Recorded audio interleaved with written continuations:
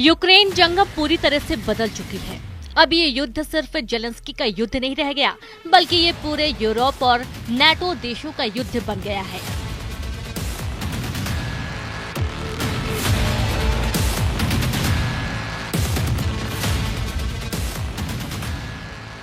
White house के Oval office में Zelensky और ट्रंप के बीच हुई तीखी बहस ने यूक्रेन युद्ध के सारे समीकरण बदल दिए हैं।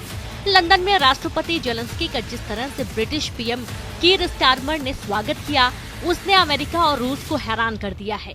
हैरानी इस बात की भी हो रही है कि लंदन में रूस के खिलाफ आपातकाल युद्ध की शुरुआत हो चुकी है।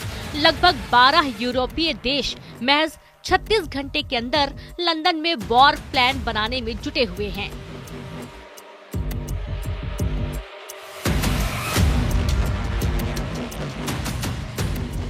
आलम यह है कि ब्रिटेन ने रूस के खिलाफ यूक्रेन को 284 करोड़ डॉलर की भारी भरकम सहायता देना शुरू कर दी है।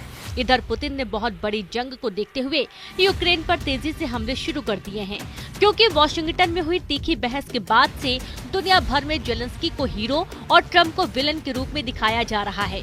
लेकिन बीच रूस ने यूक्रेन के बहुत बड़े इलाके पर हमले बेहद तेज कर दिए हैं, ताकि नाटो के हमले से पहले यूक्रेन के बड़े इलाके पर रूस का पूरी तरह से कब्जा हो जाए।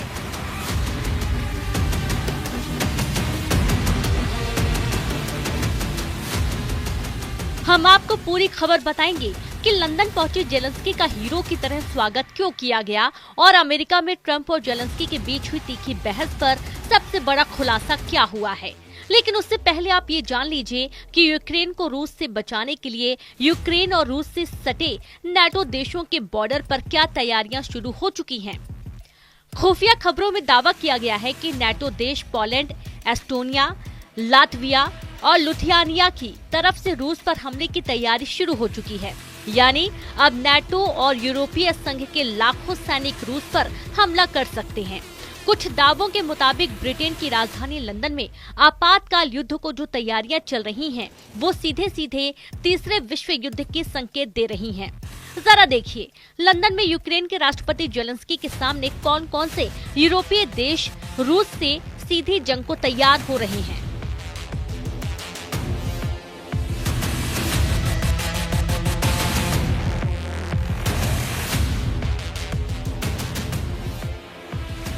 ब्रिटेन के लंदन में रूस के खिलाफ बड़े जंग को देखते हुए नाटो और यूरोपीय यूनियन के देशों की मीटिंग हुई।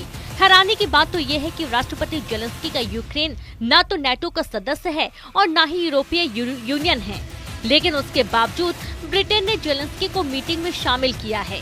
ब्रिटेन के प्रधानमंत्री कीर स्टारमर ने यूक्रेन का खुलकर समर्थन किया और ऐलान किया है कि यूक्रेन को जंग के लिए ब्रिटेन की तरफ से 284 करोड़ डॉलर मिलने जा रहे हैं।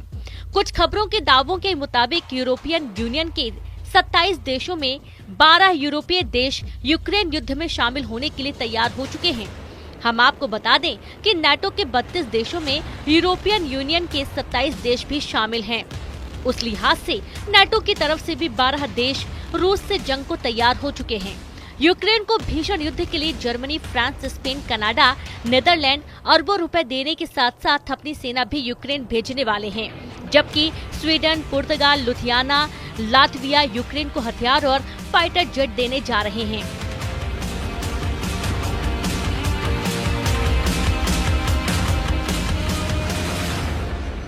वहीं Norway, Ireland, Finland, Denmark, Austria, Moldova, Romania, Slovakia, Hungary, Poland अपनी सेना, पैसा और हथियार तीनों से मदद को तैयार हो गए हैं। पोलैंड ने तो नाटो और यूरोपियन यूनियन की तरफ से रूस के खिलाफ खुलकर जंग करने का ऐलान भी कर दिया है।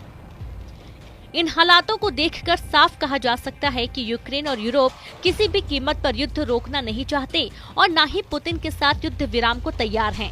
जानकारों का दावा है कि यूरोप और अमेरिका को छोड़कर नाटो देशों को लगता है अगर रूस ने यूक्रेन को जंग में हरा दिया तो फिर पुतिन यूरोप को भी रौंद डालेंगे।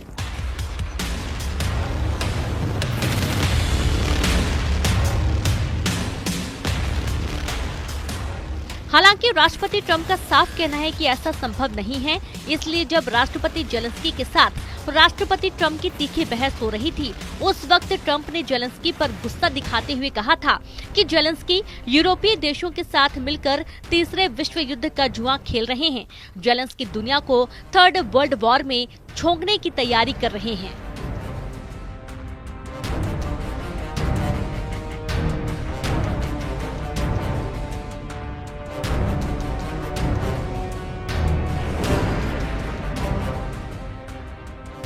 इन्हीं हालातों को देखकर ब्रिटेन, फ्रांस, जर्मनी जैसे नेटो और यूरोपियन देश यूक्रेन को रूस के भीषण हमलों से बचाने की कोशिश कर रहे हैं।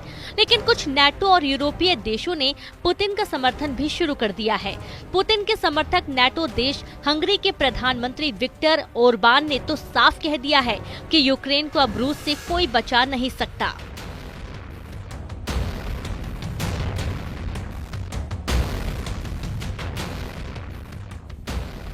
नेटो देशों में फूट का सबसे बड़ा सबूत नेटो देश हंगरी की तरफ से साफ देखा जा सकता है। हंगरी के पीएम विक्टर ओरबान ने साफ कहा है कि यूक्रेन किसी भी कीमत पर नेटो में शामिल नहीं हो सकता और न ही हंगरी कभी यूक्रेन को यूरोपीय संघ में शामिल होने देगा।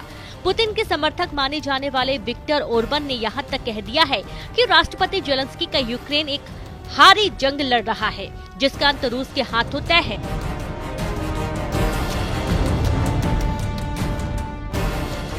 यूरोप के कुछ देशों और अमेरिका पर भड़कते हुए हंगरी ने कहा कि इन देशों को कैसे ये गलतफहमी हो गई कि वो रूस के पड़ोसी देश यूक्रेन को नेटो का सदस्य बना सकते हैं। रूस कभी भी यूक्रेन को नेटो में नहीं जाने देगा।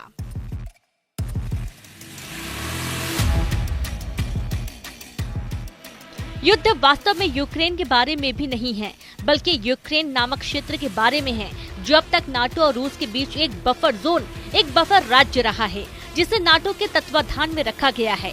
यूरोपीय और अमेरिकी उदारवादियों ने क्यों सोचा कि रूसी इस मूर्खतापूर्ण कार्रवाई को देखेंगे, यह अभी भी एक रहस्य है।